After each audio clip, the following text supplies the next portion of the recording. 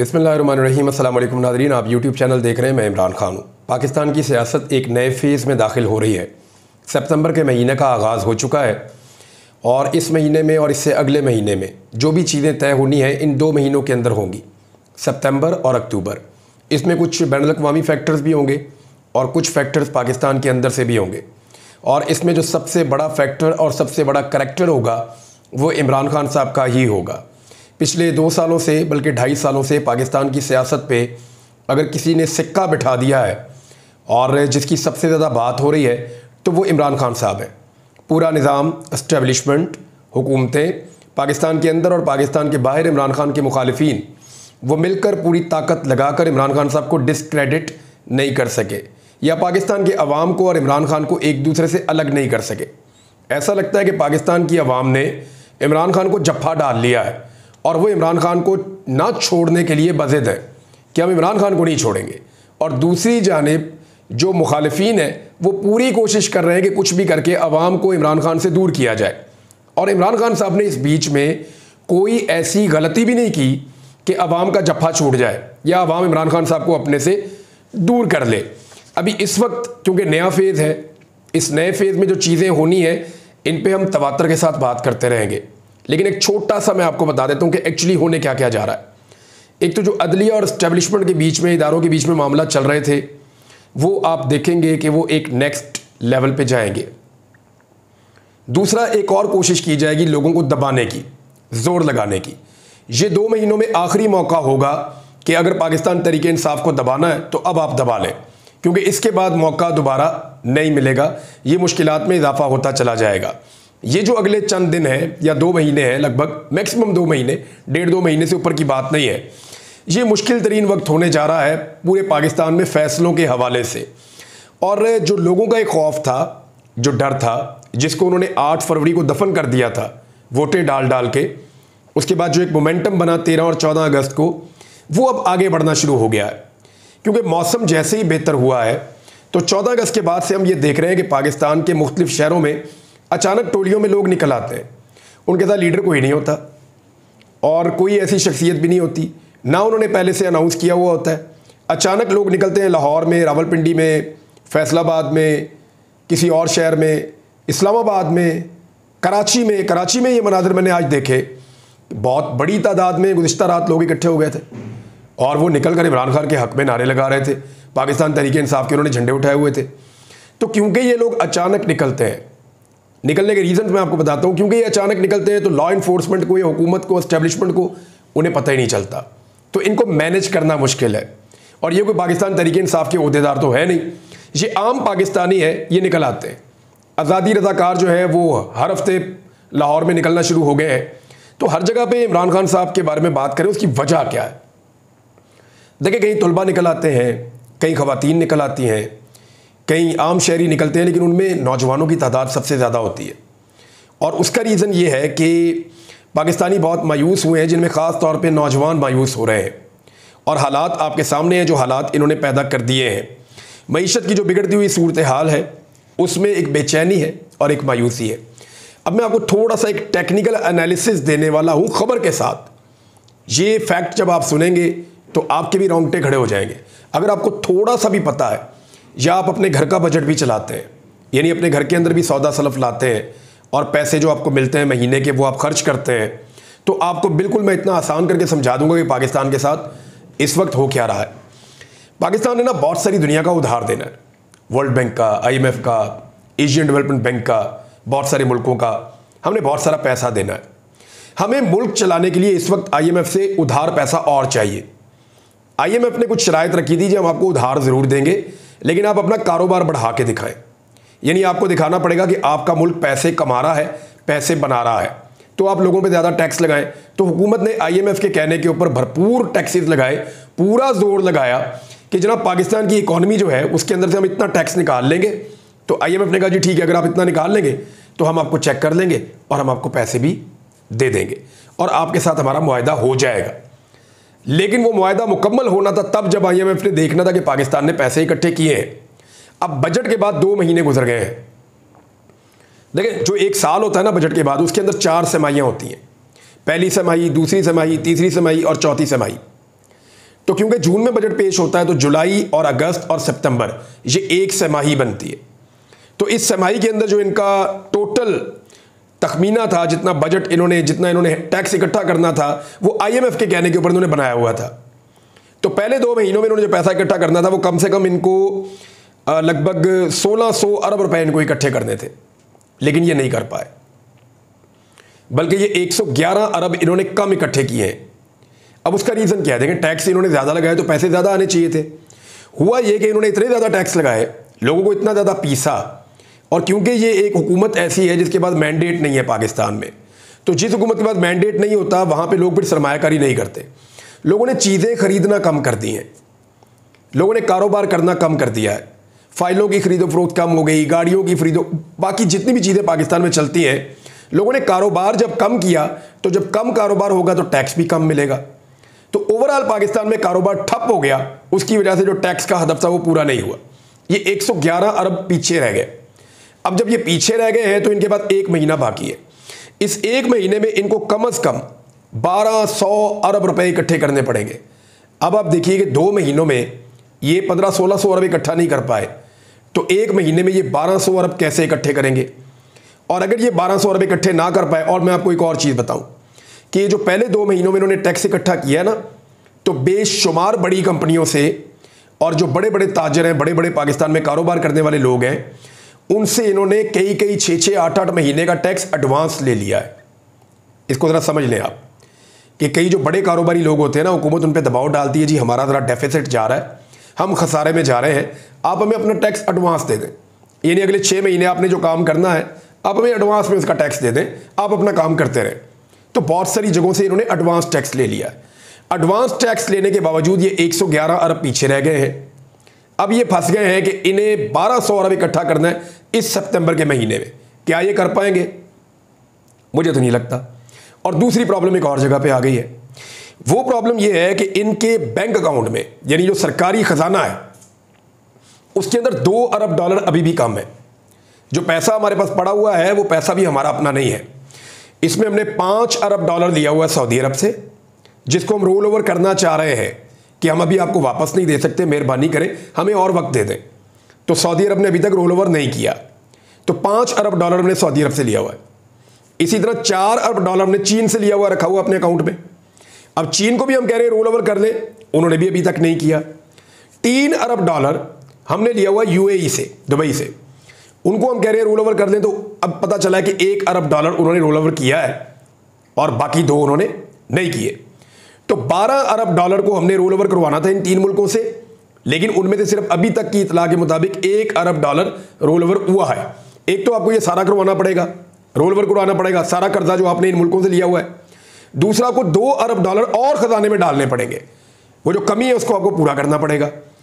अब ये आपको एक और डेफिसिट हो गया, एक और आपका पैसा कम हो गया। उसकी वजह यह है कि आप टैक्स की कलेक्शन ही नहीं कर पाए, पूरे ही नहीं कर पाए। तो आप फंस कहां पे गए, इसको जरा आप समझें। 1.2 अरब डॉलर ये पाकिस्तान अब मांग रहा है सऊदी अरब से कि आप हमें दे दें, और बाकी जो 8 अरब डॉलर है या 800 मिलियन डॉलर है, उसको पाकिस्तान ये कह रहा है कि हम UAE के जो प्राइवेट बैंक है ना, उनसे हम महंगा कर्जा उठा लेंगे। तो वो कर्जा उठा के पैसे पूरे करेंगे, IMF से हम पैसे ले लेंगे और हमारा काम चल जाएगा। लेकिन अब ये एक और जगह फंस गए, क्योंकि इनका टैक्स का हदफ पूरा नहीं हो रहा, क्योंकि इनके कर्जे रोल ओवर नहीं हो रहे, वो मुल्क नहीं मान रहे, और क्योंकि अब इनको घर की चीज़ें बेचनी पड़ रही हैं। ये सोने की कानें बेच रहे हैं बलूचिस्तान में। सऊदी अरब ने कहा जी पैसे आप ले लें हमसे, लेकिन ये चीज़ें आप हमें दे दें। इन सारे इकदाम के बावजूद या इन कमियों के बावजूद अब सूरत हाल इस वक्त ये है कि 9 सितंबर के जो मीटिंग आ रही है IMF की, उसके एजेंडे में भी पाकिस्तान शामिल नहीं है। अगर सितंबर में IMF पाकिस्तान के साथ मुआहिदा मुकम्मल नहीं करता, तो सितंबर के मुकम्मल होने पर 3 माह की कारकर्दगी का जायज़ा वो लेगा, और जब वो जायज़ा लेगा तो पाकिस्तान तो पीछे रह गया। क्योंकि पाकिस्तान पीछे रह गया तो फिर IMF आपके साथ मुआहिदा करने के लिए नई शराइत लेकर आएगा, और अगर नई शराइत आ गई तो याद रखिएगा एक मिनी बजट आएगा जो पाकिस्तानियों को बर्बाद करके रख देगा। इससे पहले भी इन्होंने बर्बादी में कोई कसर तो नहीं छोड़ी, लेकिन अब जो टैक्स आएगा उसमें किसानों का बहुत नुकसान होगा, उसमें इंडस्ट्री का बहुत नुकसान होगा, जो प्रोफेशनल्स हैं उनका बहुत नुकसान होगा, और जो आम बेचारे पाकिस्तानी हैं उनके ऊपर टैक्स का एक भरपूर बोझ पड़ जाएगा। ये चीज़ें अब ये करने के लिए जा रहे हैं, और कोई मुल्क इनको पैसे देने के लिए भी तैयार नहीं है। और जो पैसे जिन्होंने दिए हुए हैं वो अपने पैसे वापस भी मांग रहे हैं। तो ये सारा कुछ पाकिस्तान के साथ पिछले 2-2.5 साल में हुआ। उससे पहले हमारे हालात कभी भी इतने बुरे नहीं थे। और एक और चीज़ जो मैं आपके सामने रखना चाहता हूं कि जस्टिस तारिक महमूद जहांगीरी साहब के साथ ये सब कुछ क्यों हो रहा है। देखिए, मुबैना तौर पे उनकी जो डिग्री है उसके मामले के ऊपर जो किया गया और सिंडिकेट की मीटिंग के अंदर उनको फारिग कर दिया गया, और अब ये साबित कर रहे हैं, कल को ये नादरा से सर्टिफिकेट ले आएंगे कि जी तारिक महमूद जहांगीरी साहब तो पैदा ही नहीं हुए। कुछ भी कर सकते हैं ना, ताकत आपके पास है, यू कैन डू एनीथिंग। लेकिन सवाल ये पैदा होता है कि एक्चुअली इसी जज के ऊपर इतना जोर क्यों है। तो इसको आप समझें, जस्टिस तारिक महमूद जहांगीरी साहब वो जज हैं जिन्होंने इस्लामाबाद के 3 हलकों का केस सुना है और इतनी डिटेल में और इतनी तफसील से सुना है कि अब कुछ और सुनने की गुंजाइश बाकी नहीं रही। वो अपनी आखिरी समाअत में ये कह चुके हैं कि अगर स्टे ना लिया होता, इस्लामाबाद हाई कोर्ट के चीफ जस्टिस ने जो दिया हुआ है, अगर स्टे ना लिया होता तो मैं इसका 1 हफ्ते में फैसला कर देता। और सबको नजर आ रहा था कि नून लीग की ये 3 सीटें पीटीआई के पास जा रही हैं। अगर ये 3 सीटें पाकिस्तान तहरीक इंसाफ के उम्मीदवारों को मिल जाती, जो वहां से 50, 60, 70 हज़ार की लीड से जीते हुए, अगर ये सीटें उनको मिल जाती तो होना क्या था। इस्लामाबाद पाकिस्तान का दारुल हुकूमत है। पाकिस्तान के दारुल हुकूमत के अंदर जब हुकूमत को शिकस्त हो जाती है और पता चल जाता कि इतनी बदतरीन पाकिस्तान में धांधली हुई है कि दारुल हुकूमत की 3 सीटों के ऊपर धांधली हुई है, तो फिर क्या होना था। फिर होना यह था कि ये एक ऐसा बंद टूटना था, मैंने आपको पहले भी ये बताया कि ये बंद में एक शगाफ पड़ना था और सारा पानी बाहर निकल आना था। फिर पत्तों की तरह झड़नी थी PMLN की सीटें पाकिस्तान के बाकी इजला में, और बड़ी टिका के बदनामी हो जानी थी। इस हुकूमत के मैंडेट का मजाक बन जाना था पूरी दुनिया के अंदर। तो जस्टिस तारिक महमूद जहांगीरी साहब क्योंकि बात मान नहीं रहे थे, वो गले की हड्डी बने हुए, ना निगली जा रहे हैं ना उगली जा रहे हैं। तो अब यह है कि उन्हीं को कंट्रोवर्शियल कर दें। अब किसी और जज के पास केस जाएगा, फिर सुनना पड़ेगा, फिर चलेगा, फिर ये होगा, फिर वो होगा। फिलहाल इस मामले को रोका हुआ था जस्टिस आमिर फारूक साहब ने, और अगर आमिर फारूक साहब इसको चलने देते तो अब तक इस्लामाबाद की 3 सीटें PMLN के हाथ से निकलकर PTI के हाथ में जा चुकी होती, और वहां पे धांधली हुई है। पूरा पाकिस्तान का एक जर्नलिस्ट जो इस्लामाबाद में रहता है वो सारे यही कहते हैं। अब आ जाए एक और चीज पे कि नून लीग इतना प्रोपेगेंडा क्यों करती है। पीपल्स पार्टी भी कर रही है, पाकिस्तान के इदारों को मजबूर किया जा रहा है, मीडिया को मजबूर किया जा रहा है कि इमरान खान के खिलाफ पूरी कंपेन चलाओ कि ऑक्सफोर्ड यूनिवर्सिटी का चांसलर इमरान खान को नहीं बनना चाहिए। देखिए, नून लीग की एहसास कमतरी तो समझ आती है, इवन पीपल्स पार्टी की भी आती है कि जिनका बैनुल-अक़वामी जो पूरा का पूरा एक्सपोजर है वो इस चीज़ पे है कि लूट का माल जाके बाहर छुपाना कैसे। यानी ये बाहर जाते हैं या तो इलाज करने, या घूमने फिरने, या कारोबार करने, या लूटा हुआ पैसा बाहर छुपाने के लिए जाते हैं। मनी ट्रेल आज तक ये दे नहीं सके अपने पैसे की। तो इनका टोटल एक्सपोजर जो है वो आलमी सतह पे ये है। अब इनका सियासी मुखालिफ अगर इतनी बड़ी यूनिवर्सिटी का इलेक्शन लड़े और लड़ने के बाद वहां का चांसलर बन जाए तो इनकी तो बर्बादी फिर जाएगी। तो अब मामला ये है कि ये सारे रल के इमरान खान को पड़ गए हैं, क्योंकि अकेले अकेले ये इमरान खान साहब का मुकाबला कर नहीं पाते। जुल्फी बुखारी साहब ने एक बात की, वो मैं आपके सामने ज़रूर रखना चाहूँगा। उन्होंने कहा कि इमरान खान के ऑक्सफोर्ड के चांसलर बनने की मुखालफत करने वाले बेचारे ये समझने से कासिर हैं कि वो दरअसल पाकिस्तान को एक अजीम एजाज से महरूम करने की साजिश का हिस्सा बन रहे हैं। अगर इमरान खान चांसलर बन जाते हैं तो ये ऑक्सफोर्ड की तारीख में पहली दफ़ा होगा जब कोई बरतानिया के बाहर से चांसलर बनेगा। इन साजिश करने वालों को समझ में नहीं आ रहा कि वो ना सिर्फ पाकिस्तान बल्कि आलमी सतह पर एशियाई खित्ते के साथ कितनी बड़ी ज्यादती कर रहे हैं। ये जुल्फी बुखारी साहब ने कहा।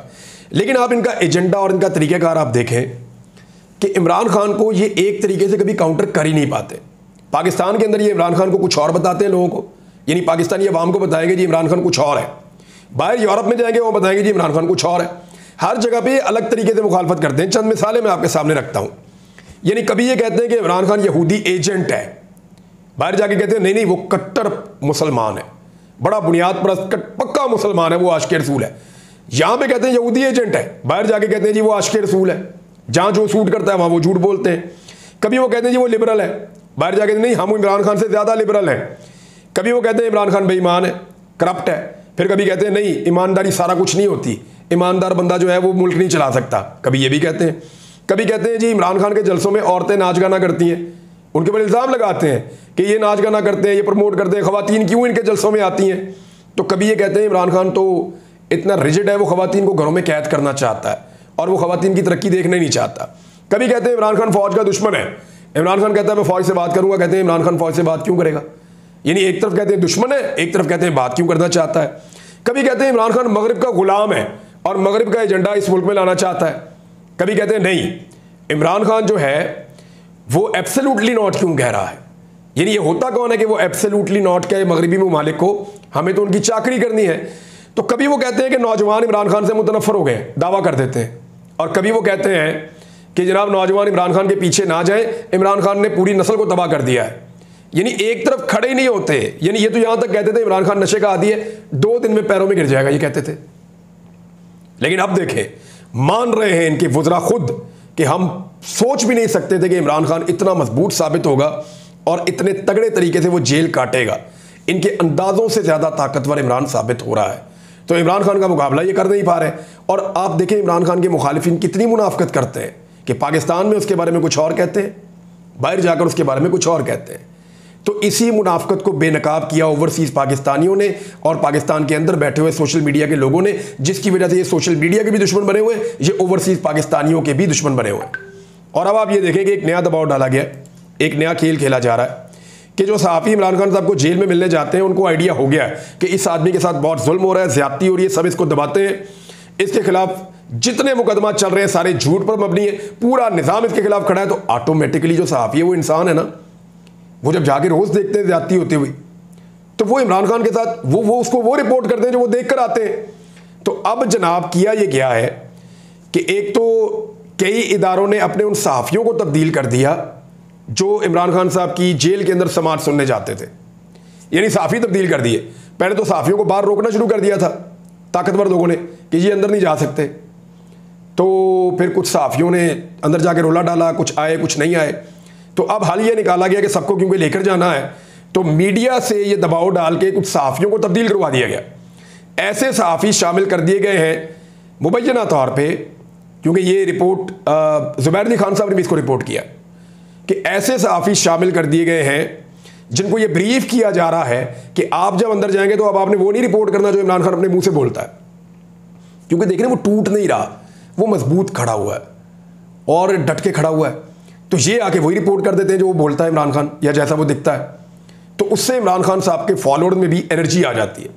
तो अब सहाफ़ियों को बताया गया कि आपने बाहर आके ना बॉडी लैंग्वेज रिपोर्ट करनी है जो हम आपको बताएंगे, यानी नेगेटिव बॉडी लैंग्वेज। आपने गौर करना है कि इमरान खान परेशान थे, थके हुए थे, घबराए हुए थे, वो इस तरह की चीज़ें अब रिपोर्ट करने की कोशिश की जाए। इसके लिए कुछ लोग इंडक्ट किए गए हैं, लेकिन क्या ये हो पाएगा? ये नहीं हो पाएगा, क्योंकि इमरान खान साहब के अपने साथी भी तो मिलने जाते हैं, फैमिली भी मिलने जाती है और वो लोग वहाँ मौजूद होते हैं। तो ये जो सहाफ़ी अपनी क्रेडिबिलिटी को दाव लगाना चाहें वो आकर बाहर ऐसी कहानियाँ सुना दें, फिर उनको लग पता जाएगा कि गलत कहानियों के बाद होता क्या। ये वो वाला लग पता जाएगा नहीं जो मियाँ जदों आएगा तो लग पता जाएगा, ये सही वाला पता लग जाएगा। अब तक के लिए इतने, अपना ख्याल रखिएगा, अपने इस चैनल का भी। अल्लाह हाफ़िज़।